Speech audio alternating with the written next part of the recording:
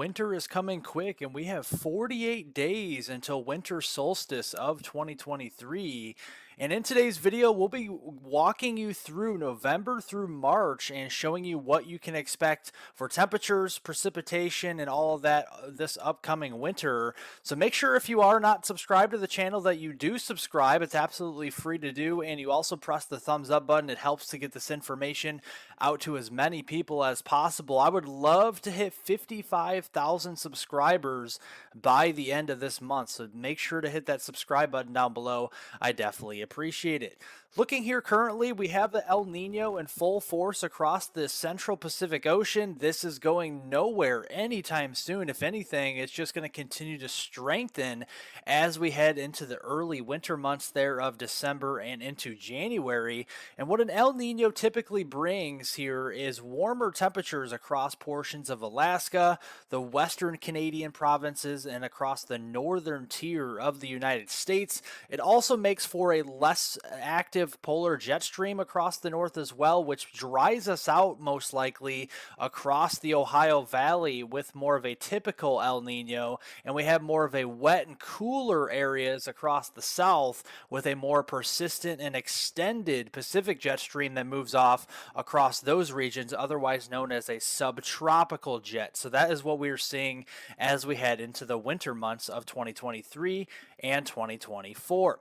So let's get into the meat and potatoes of the forecast here. Here is your temperature outlook for this month. This is November 2023. Likely to be a very warm month as we persist through the rest of November here, much above average here with very warm conditions in the red that extends up into the Midwest, the Ohio Valley, and across much of the deep south here. Probably talking about a very warm Thanksgiving headed our way as we go in towards later November. You do see a little bit more white on the screen here across the Pacific Northwest and parts of the West Coast. This is where we're seeing more normal temperatures for November. That's with a lot of that precipitation out there, and showing you the precipitation map here, we are definitely seeing that above average precipitation up here in the Pacific Northwest for November. That will keep our temperatures near normal across those regions, but very wet as well. We've already seen a lot of wet days in October. That's just going to transfer over through the month here of November. Also pretty wet down here across the southeast from southern Virginia through the Carolinas, Georgia, southern Alabama, and much of Florida here. Pretty wet through the month of November. But right in between, we have a ridge of high pressure that's really going to dominate the first 10 days of the month here of November. And when we average out all 30 days, it's really going to end up drier, I think, across the Midwest, the mid-Missouri Valley, and down into the Great Plains here, especially the central and southern Great Plains, as we go through the month of November. Everywhere else in the white here, we're just seeing near normal precipitation. And again, the key is on the left-hand side of your screen.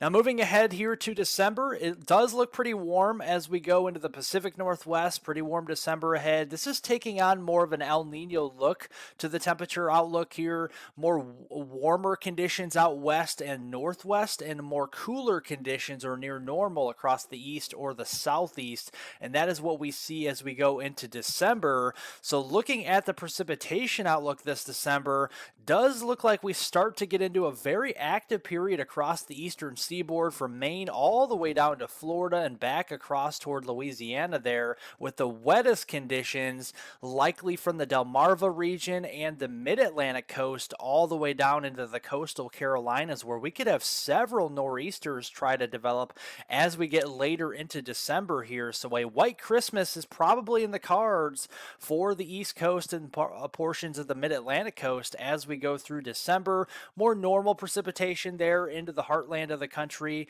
either side, maybe some dry spells, maybe some wet spells, but overall ending up near normal.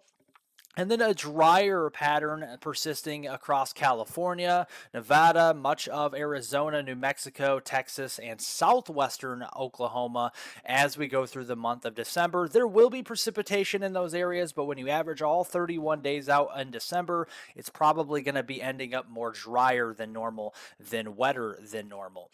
Now, as we turn into the new year of January 2024, still taking on more of that classic El Nino look. It looks warmer across the northern tier of the United States, and slightly below average for a lot of the southern areas here, especially out here into the desert Southwest, seeing a lot of the cooler air. And then again, across the mid-Atlantic coast, down into the Southeast, that's where we're going to be seeing those below average temperatures as we go through January. And just looking at this in January as well, there is a thing that I'm keeping an eye on. It's called a sudden stratospheric warming event, and it is possible that we see that starting in December, with the sudden stratospheric warming starting in December and then taking us into early January. That cold air will transfer from the stratosphere down to where we live here in the troposphere, and that is definitely going to start to plunge its way southward if it does get going here. It's still a big question mark at this point, as we're not even into the month of December, but there are signs that there could be some very cold air coming in, possibly for the New Year's holiday as we go into January. So that will be something to watch moving forward. But overall, looking at the precipitation outlook, this promises to be probably one of the most active months of the winter season, with very active weather across the West Coast, especially into California. Probably some atmospheric river events as we go into California.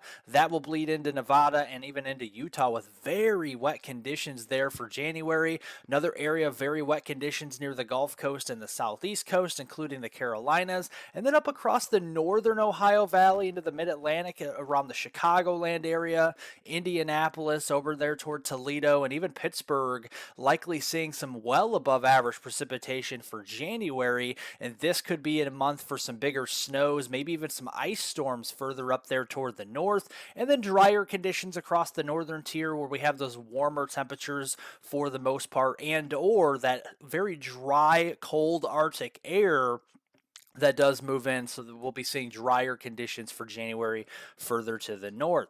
Moving into February of 2024, again, warmer west and northwest and very cold to the east and southeast. That's the name of the game. This is more of a classic month I'm looking for nor'easter potential, and this is going to be drawing in some cold air, very cold air here for this time of year, especially for February standards for Virginia, the Carolinas, and Georgia down here. And like I said, a nor'easter pattern could set up as we go into February, and if that does occur, it's really not going to get a lot of that moisture further up to the north. It's going to be very dry up there across the northern plains, the upper Midwest, and the Great Lakes region, especially for February. If we see that nor'easter track start to set up through February there, that's going to keep a lot of that moisture down near the Gulf Coast, and then moving that northward, but only across the mid-Atlantic coast and in toward that I-95 corridor, where we see some of those classic nor'easters. That could be in the cards this year as we go in toward February, so something to watch there. And finally, our last month of March 2024 still looks cooler across the southeast and even the Ohio Valley at times, and even portions of the mid-Atlantic. Normal conditions in the middle around the heartland, and we're still seeing those warm to very warm conditions for March standards across the Pacific Northwest and the Northern Rockies. That's going to hang on for us through the month of March. And looking at the precipitation trends, it starts to get a little bit murky because it is March. It's a little far out, but you do see there are some wetter conditions likely across the central and southern plains, and then into the southeast, very wet as well. And then looking across portions of the southwest United States, like California, southern Oregon, Nevada, getting into southern Idaho, northern Utah, and even western, southwestern Wyoming, likely seeing some wetter conditions out there for March, and then hanging on to those drier conditions up toward the Dakotas and the Arrowhead of Minnesota as we go through the month of March. And here I'm going to be taking you through the potential storm tracks as we go through this winter season from November here all the way through March. And here's the most likely storm track we will see most frequently this winter. And that is mainly what we call more of a cross-country type of winter storm system track. You can see develops over here into portions of the West Coast and kind of takes more of a zonal track across the United States. And what I mean by zonal is just basically west to east, and kind of more of a cross-country type of track where we see the heavier snows just to the northern side of that track, more of a mix of precipitation underneath of that, and then more rain and even severe weather at times further off to the south, but this could vary just a little bit as well, so I just want to keep that in mind. Here is the storm track number 2. This is not the most likely, but it is still a likely storm track this winter. We could see that develop again out west, diving a little bit further southeast than the first track, and that would put the snow line a little bit further to the south as well, across the southern plains, across the mid-south, and even the lower Ohio Valley like Nashville, Kentucky, Little Rock, even the Dallas-Fort Worth area, Oklahoma City getting in possibly on the snowfall if this storm track comes to fruition, and then that will lift up across the northeast. That'll put coastal New England into portions of the rain with a mix of precipitation further inland, and then the snow line would be more inland portions of the northeast and New England closer toward Canada with this type of storm track. And then finally, storm track number 3. This is the least likely storm track. It could still happen, but less frequently this upcoming winter, where we have that northwest flow, especially into January. If we have that sudden stratospheric warming event take place that bring all that cold air further south, then yeah, we could start to see more of that northwesterly flow develop in the jet stream, and that could bring more of these clipper systems out of Canada, otherwise known as Alberta clippers, because that's where they usually originate, or Alberta or even Saskatchewan, and then diving south and eastward, the snow would be across the upper Midwest, the Great Lakes and Ohio Valley, and even portions of the Northeast with a mixed precipitation zone underneath that track, and then the rain and storms further to the south with this type of storm track. But here's the updated winter forecast from today all the way through March of 2024. It is looking across the Pacific Northwest and the northern Rockies, and to some extent the northern plains there into the Dakotas. We are looking mild, and we are looking rather dry this upcoming winter. That's not to say we won't see cold air and we won't see any snow or rain. We've already seen a lot of rainfall across the Pacific Northwest to this point. But when you average out November all the way through March, looks pretty dry and looks pretty mild up there into the orange. Looking across the green areas here into the southwest United States, the Four Corners region, very wet. Atmospheric river events will be likely as we go through the months here of November, December, January, February, March. Probably January to February will be the months we're really watching out for those atmospheric river events out west here. Looking quite cold and snowy across the south, and I know people will ask me, well, why do you have blue in southern Florida? It's not going to be snowy down there in Miami. Well, that's just the color down there. So, but it will be cooler across portions of southern Florida. So definitely seeing that as we go through the winter as well. Big snows here in the middle in the darker blue. You can see that from portions of Nebraska, Colorado, getting into Kansas here, portions of the mid-south, getting through the lower Ohio Valley and up through New England and the Northeast, the mid-Atlantic. The bigger snows will be possible, blizzards will be possible, and maybe even a nor'easter setup across the Northeast for a month or two there. January into February will be probably likely as we go through that time frame. And then icy cold in the pink here for the upper Midwest, the northern Ohio Valley, and into the Great Lakes. And what I mean by that is we will have cold spells, but maybe not super cold all the time. And this may lead to more ice storms and sleet and kind of mixed precipitation up to the north here across these regions. So that is something we'll keep an eye on as we go through the winter months here ahead. But thank you guys so much for watching. If you like detailed weather breakdowns on North America and the tropics, definitely hit the subscribe button down below. It's free to do.